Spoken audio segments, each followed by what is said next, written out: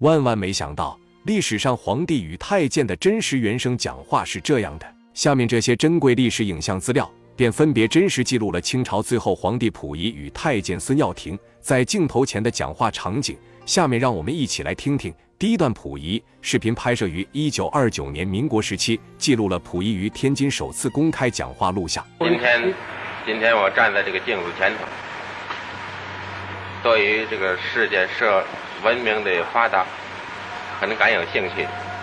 同时我很希望这科学文明的发达更增进人类的幸福。由此影像可看出，溥仪不愧是当过皇帝的人，清晰而沉稳的嗓音，言语中透露出一种与生俱来的威严和庄重，话语中对时局的敏锐观察和深刻思考，流露出对国家和民族的深沉关怀，表达出心系人类之感。摄于1946年，在远东军事法庭上，溥仪大胆地表达对孙中山的敬意，并揭露出日本所犯罪行，声音自信而坚定，自豪地称孙中山为很伟大的人。这个1911年的时候，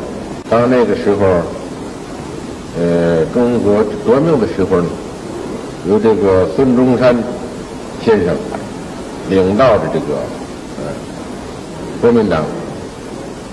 对这个中国实行一个很革新的举动。孙中山先生是一个在中国很伟大的这个人。接下来是太监孙耀庭的讲话原声。我呀叫孙耀庭，今年81岁了。我一进宫啊就当小吏。什么叫小吏呢？就是伺候人呢，没有没有工资，没有不能见皇上见贵妃的，这个小吏啊，这就是你最脏最累，什么活都让你干俗一句话呀，有一句话嘛是奴是奴，是死是奴啊。这个在人家那儿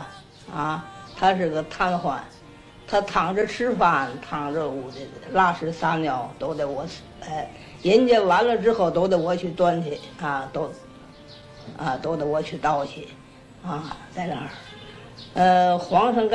有一次皇上去了，我听说皇上来了，人家就把我呀轰在这个我们住的那屋去了。我掀着帘子，我看了，他说别看。